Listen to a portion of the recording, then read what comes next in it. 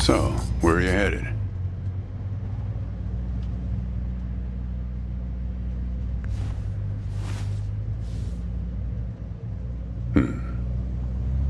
Not the talkative type, eh?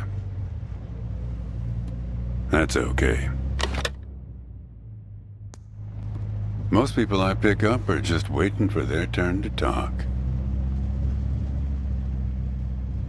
Want a raisin? They're from my farm.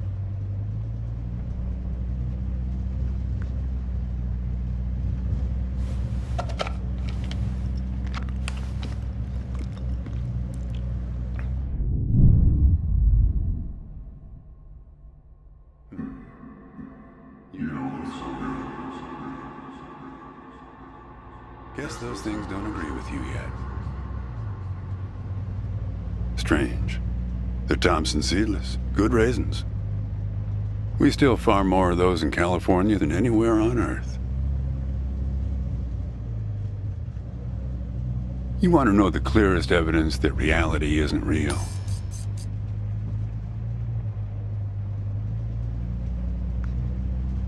Raisins and grapes, man. They're the same thing, but they taste disgusting when eaten together. Obvious bug in the program there, right? Memory's a slippery thing. Think about when somebody asks you about this ride later, assuming you even know where you're going, and get someplace where somebody can ask you. Hey, how'd you get here anyway? They'll ask you. Oh, I hitched. And your brain will flash back for a second when you say this. And it'll show you a frozen snapshot of yourself, sitting in this car, talking to me like we are right now. But which moment will it actually show you? Will it be this one? Or this one? Or this one? We think we remember how people really were, how our lives together really were. But when we think back to them, even the people we cared about the most, all we're doing is snatching moments out of the air. Just grabbing another raisin out of the box.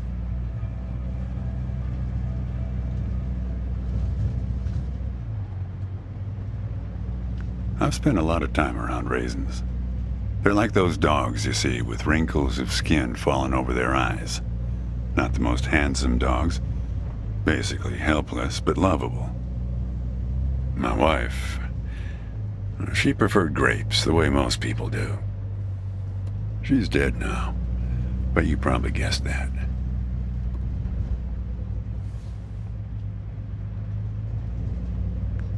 Thanks, but you don't look like you're doing so well yourself. Takes one to know one, right? I can always spot someone who's grieving along this highway. They usually stand on the road with a dazed look on their face and their thumb up in the air. Young guy like you, I wouldn't have a clue.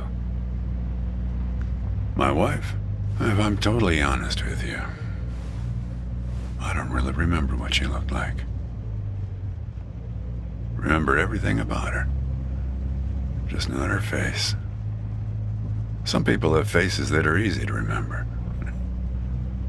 Doesn't seem fair.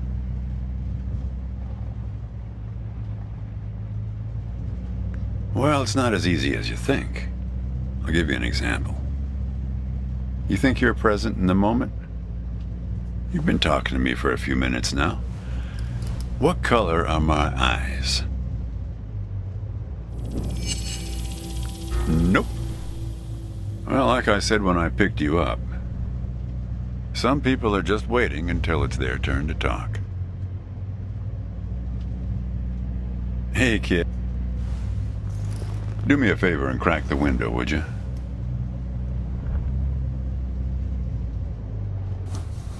That's better. Now, where were we?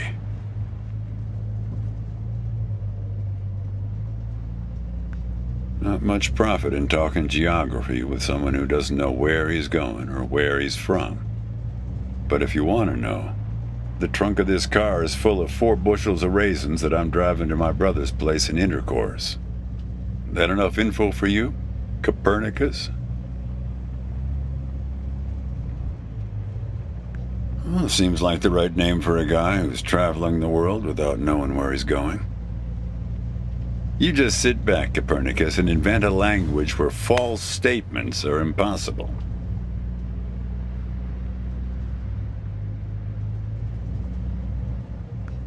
What?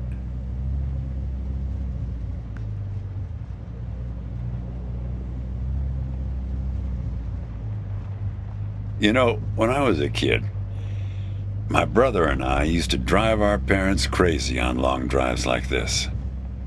Our folks wouldn't let us listen to the radio in the car. So we used to make up these songs about food on long drives to pass the time. We had this one with about 30 verses, each about a different kind of grain. Oh yeah, that drove Mom and Dad crazy.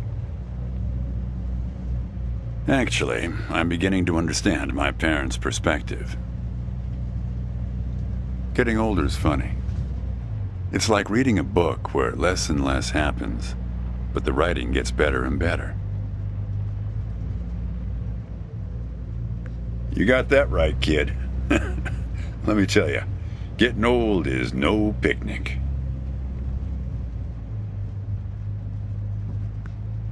Yeah, well, that all sort of depends on which raisin you take out of the box, right?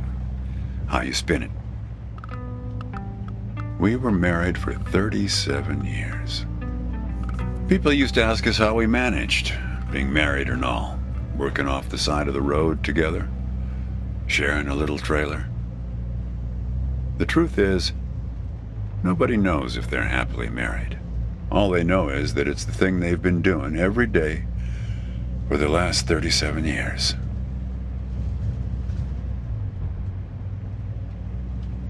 It's not that simple, Copernicus.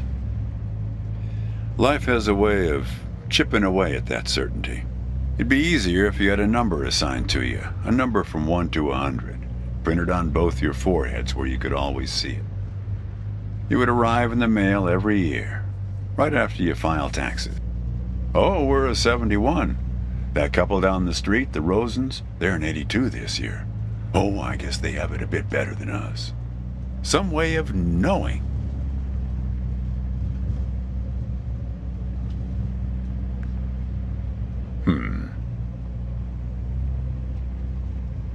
There's a photo in that glove box there of us, standing in front of our trailer. It was in a magazine. One of those stories about vanishing farmers that always pulls heartstrings with the rest of the country. Well, I never opened the glove box myself. It's kind of a superstition of mine. But help yourself.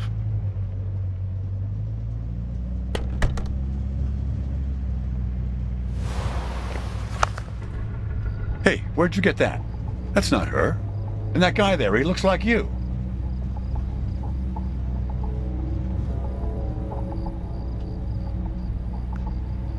I don't know. I was going to ask you the same question, Copernicus. Who gave this to you?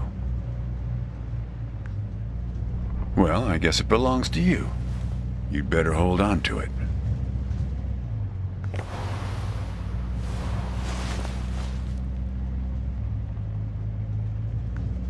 What woman?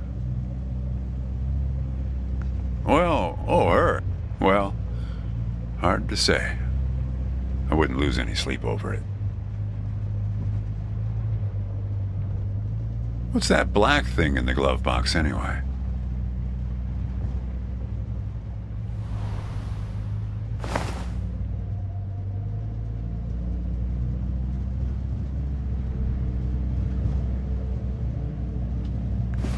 A windmill, eh? no idea.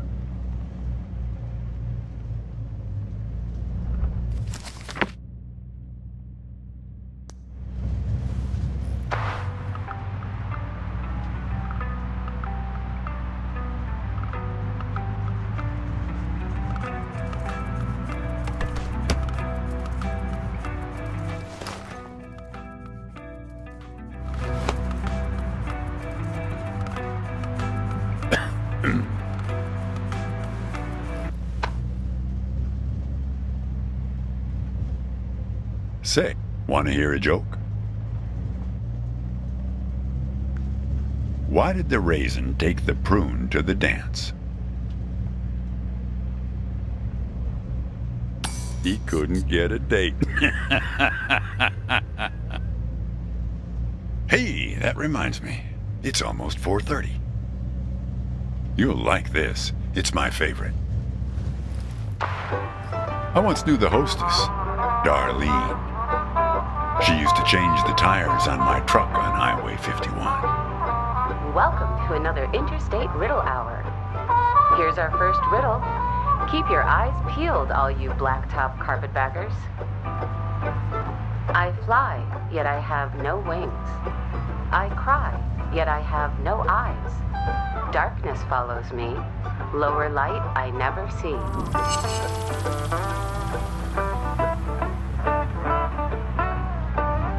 Need some help? I fly, yet I have no wings. I cry, yet I have no eyes. Darkness follows me. Lower light I never see.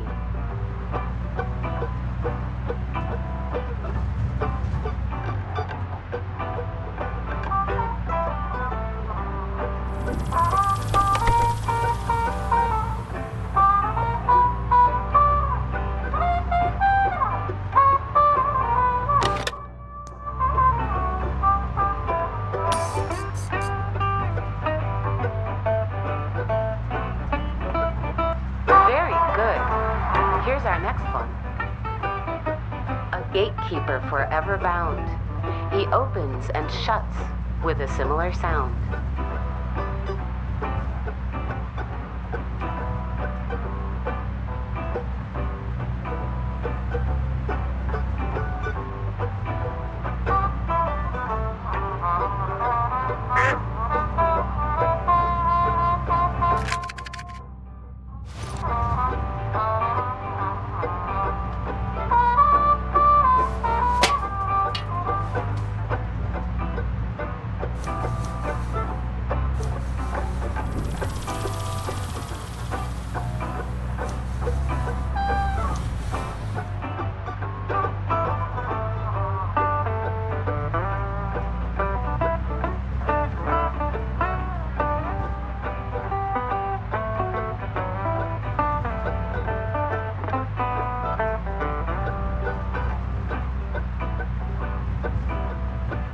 Need some help? A gatekeeper forever bound. He opens and shuts with a similar sound.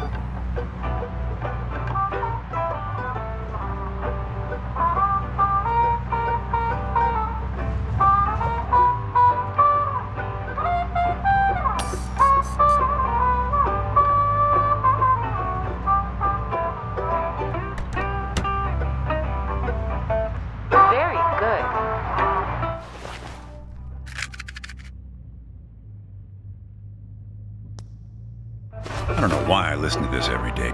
Damn questions are rigged. I never get them. Says the guy who never knew what pressure to keep his tires at. Hey! Want to keep going? Great. Here's another one. Take one out and scratch my head. I am now black, but once was red. What am I?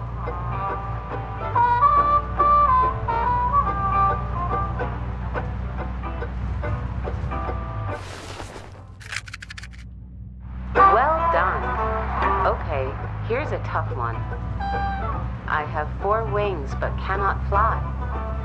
I never laugh and never cry. On the same spot I'm always found, toiling away with little sound. What am I?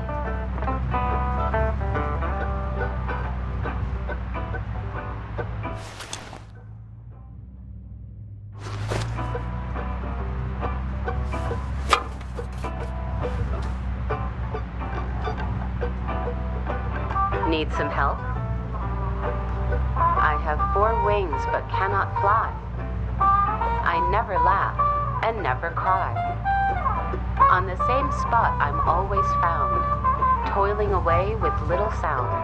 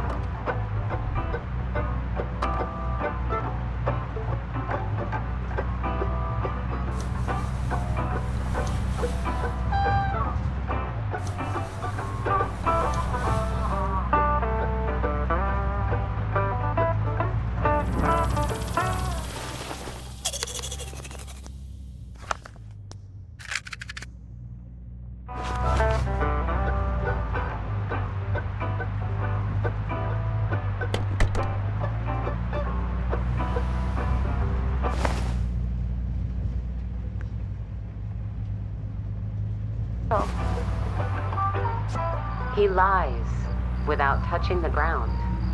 Oh, come on, Darlene. Need some help? He lies without touching the ground. Damn it, Darlene.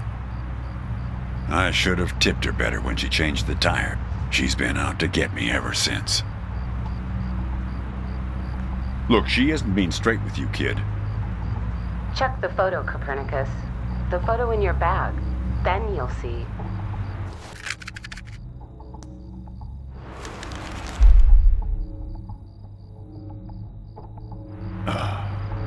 She's in trouble, Copernicus. You must help her.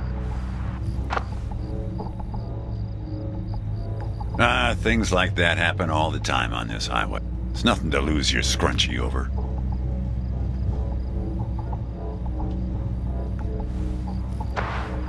Riddle hour has now ended.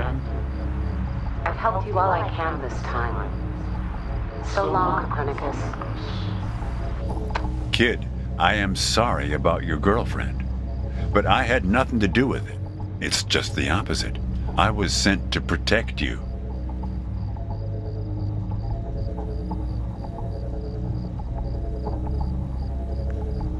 From yourself. You picked this car every bit as much as I chose to stop for you. You picked this car, picked me, not to feel anything. Kid, just let it go. There's nothing for you down that road. Nothing but hurt.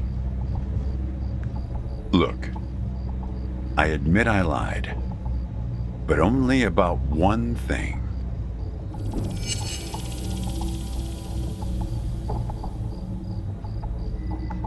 Yeah, we've met. Twice, in fact. Sure.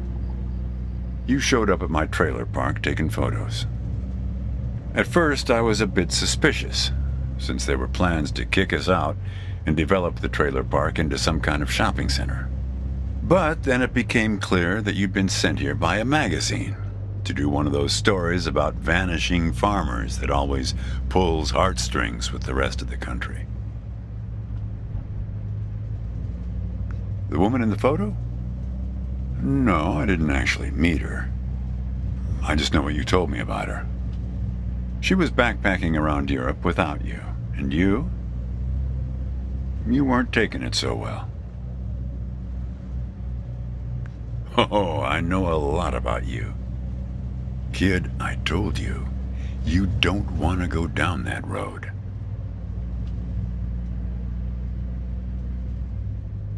Well, what's that they say in that Tom Cruise movie? The one where he's a bartender? Everything ends badly, or it wouldn't end at all. I wasn't afraid of the truth either, back then. My wife, when she got the x-rays, when she knew, she decided to spare my feelings. Didn't tell me anything. Hid the x-rays in one place I'd never suspect, because it was so obvious. Stayed closed until today, till you came along. I wish it was that simple, kid.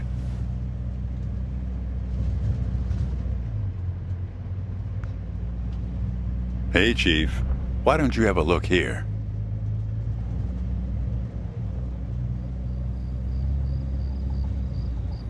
He appeared on this highway about the same time you did. I guess he's part of what you're running from.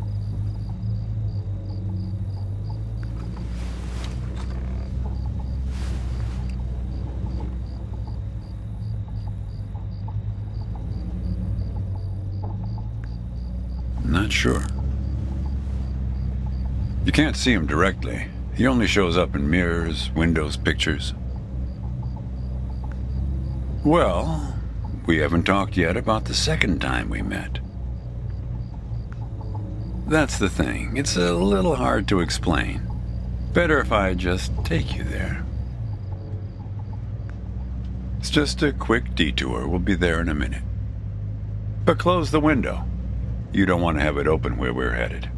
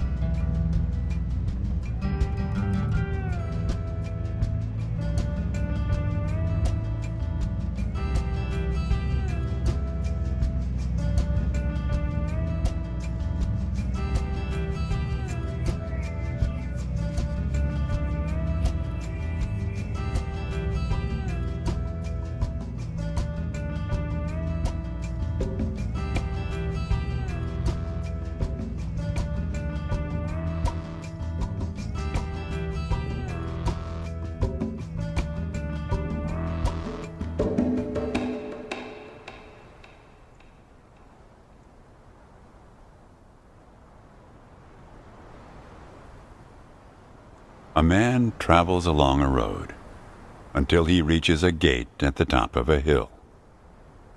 The road has been long and straight so far, and the going has been easy. But now the man can't go any further, so he takes a seat by the road to rest.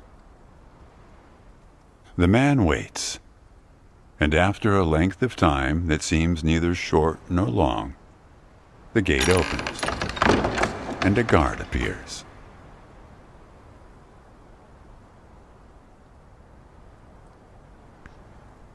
The man asks the guard for entry, but the guard says he cannot let him enter at the moment.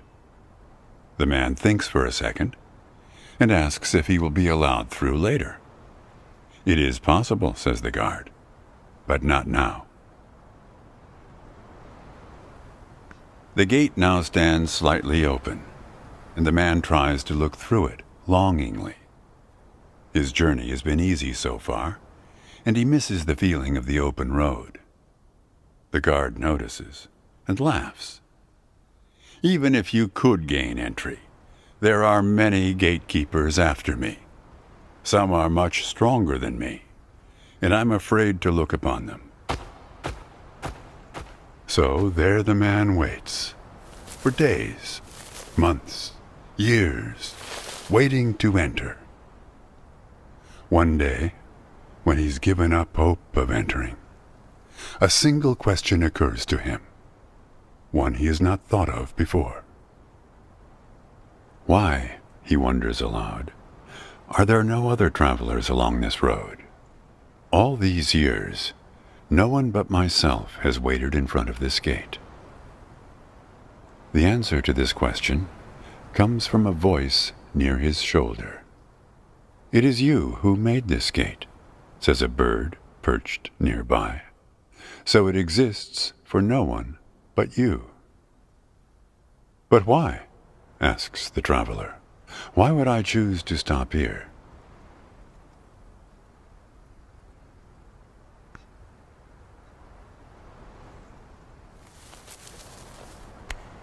The bird answers after hungrily eating a crust of bread from the man's hand. After this point, the road becomes less straight. It splinters like the tree in which I live, splitting into dozens, hundreds of branches.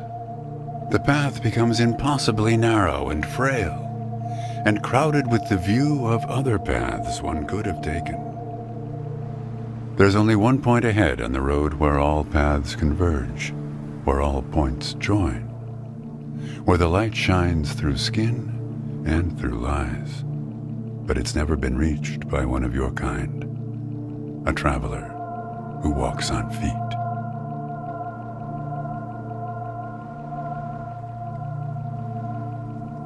Shoo! Cries the guard, chasing the bird away.